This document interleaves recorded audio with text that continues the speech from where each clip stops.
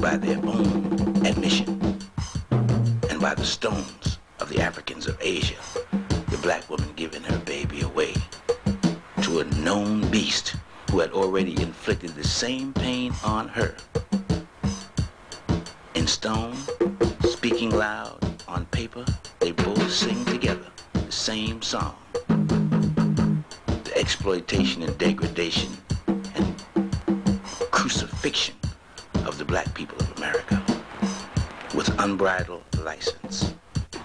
A stone city in Asia, buried in the jungle. The history of the black people.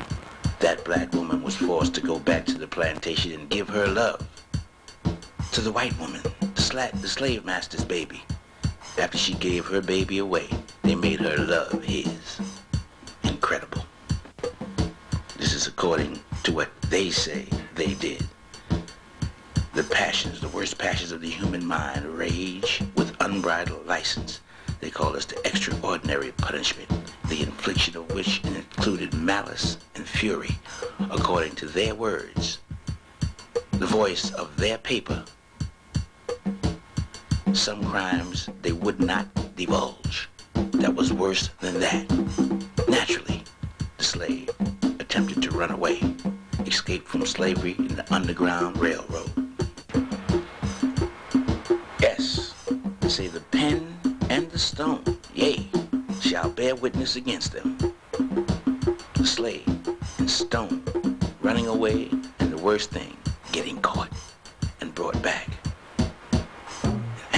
In Southeast Asia, coming back to face the infliction of pain.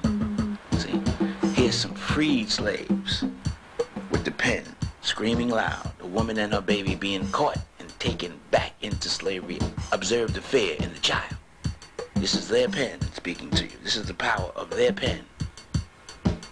In stone, the slaves being caught who ran away, brought back and thrown down to a lower hell for lower punishment, being beaten, their tongues being pulled out, hung from trees, savagely beaten with bats, sticks, knives. They had 50-pound bricks, according to what they wrote, that they would crush them with. They would throw them in hot sugarcane oil. They would pour hot lead on them. This is what they say they did in this document, and here it is, screaming from a stone, bearing mute witness to what they say that they did, confirming that. Here it is right here, on paper. You see, they would put 50-pound, 70-pound weights around their necks and crush them. Why? They tried to avoid pain. Here they are with the weights and the two Africans under the weights, the Afro-Americans being crushed, and they would let them stay there in pain. What manner of people is this? What kind of people is this? Here's a woman who knew she had to go back to slavery. She said, no, sir. She jumped out the window, confirming the effect of the slave master in inducing fear. Here's the meaning of fear in the dictionary. Let the wife see that she may fear the husband. Let her see the pain inflicted on her husband. He maketh the pen speak. The pen bears witness against him. Notice the entire family, the entire plantation looking on. The woman, the husband, as they beat the slaves. The babies, the wife, the family. This was the objective, to inflict fear in the entire race. To put the fear of God in the entire race. They never did it without witnesses. Your woman beaten in the presence of her family.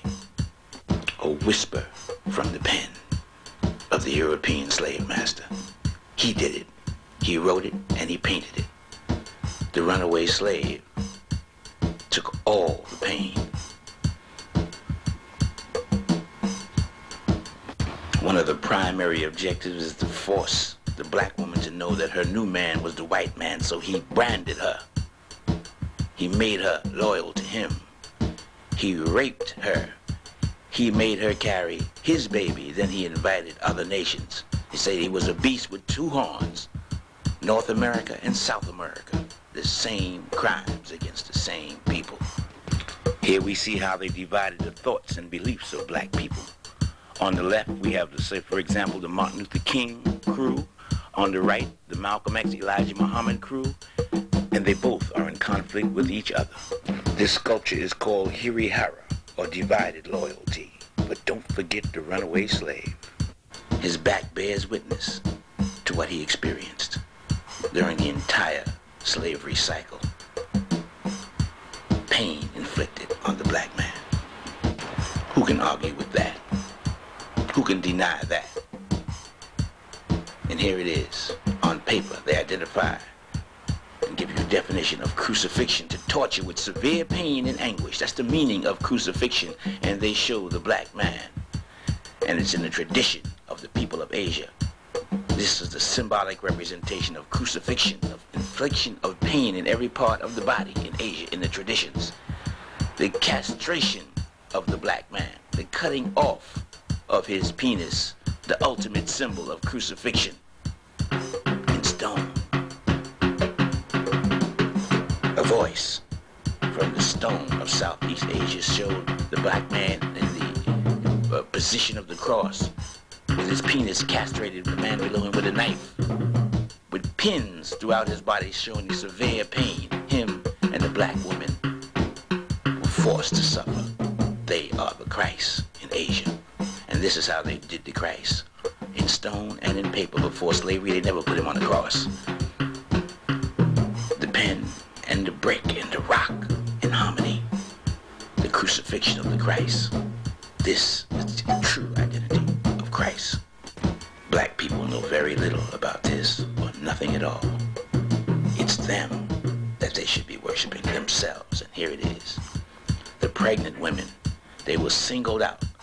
The Mayflower madam pimped them, made them sell and prostitute their body on ships, and then beat them half to death when they didn't bring back enough money. The Mayflower madam, the white female. This is where the Mayflower madam came from. They would grab that black baby and chase that family through the streets. Beating the baby was the target. To inflict fear in the mother, made that fear reborn in the baby, while they both watched the father hung according to their art, from their hands, their pen, speaking loud and clear, attacking foster homes with little black orphanage babies and beating them to death, kicking them, robbing them, raping them, beating them, hanging them. To your babies, they did this according to their pen, according to their hands and what they say, their art, their artists. This is a true depiction of what they say they did. Who are you to argue with this? Who the hell are you arguing with? The science that the European knew was that if he inflicted fear in your babies, that fear would be reborn in their babies. So he inflicted fear in the woman and the children by hanging the father in their presence. So that fear, according to the law of rebirth, according to the law of karma, would be reborn in their babies. So they attacked homes with orphanages with little girls and stoned and beat them and raped them and killed them in front of each other, so the word of fear could spread. The fear of God. False God, the white man. That's the law. The law. The law. No one can evade the law of cause and effect. Evil deed, evil consequence. If crack is taken by a woman, that crack baby will be born and have the same addiction. It's the law of rebirth. It's the law of cause and effect. The baby is reborn with fear if fear is inflicted with the mother. It just has to be rekindled by an event in the life of that child. Look at these freed slaves and look at the fear in their eyes, even though there's no one there to harm them. It's reborn in their faces. The fear is reborn in the woman and in her babies by law. The law of karma, the law of cause and effect, and these were the tools used to do it. If a slave wanted to eat, they would put this mask on his head to keep him from eating. They would starve him. And those hooks around his neck would catch in the trees if he tried to run away. So if you wanted to eat, they would starve you. The tool on your right is to force feed you. So if you wanted to starve yourself to death, they would feed you. So if you wanted to live, they would make you die. And if you wanted to die, they would make you live. Think about what kind of people you were dealing with, especially consider the fact that you committed no crime. No crime, except that it was a people who they wanted you to worship them. So this is what they did. The woman and the man, the European woman and the European man would kidnap slaves and sell them back. Colored people, kidnappers, slave catchers, for money. Snatch your baby from under your bed and sell him. That's why they call it the crucifixion in stone. Speaking loud when you understand the handwriting of the gods. This is what they did. It's the only way to show it. They shot your husbands when they was in the water swimming, according to their art and their pen, speaking to you. They beat the old man, 89 years old, 80 and 90 years old, who could not defend himself. They beat him to the ground in front of his kids. They shot the son in front of his family. This is their pen. This book tells you much of that. 100 years of lynching, telling you more than 5,000 newspaper articles on black people who was lynched. A colored woman hanged in Oklahoma. This is just telling you some of the stories. Negro youth mutilated for kissing white girl. They chopped off his penis and kept it for a souvenir. That's what they did. Negroes taken from jail and riddled with bullets. The black man, the black woman, the black child, nobody was safe. 24 hours a day. Souvenirs.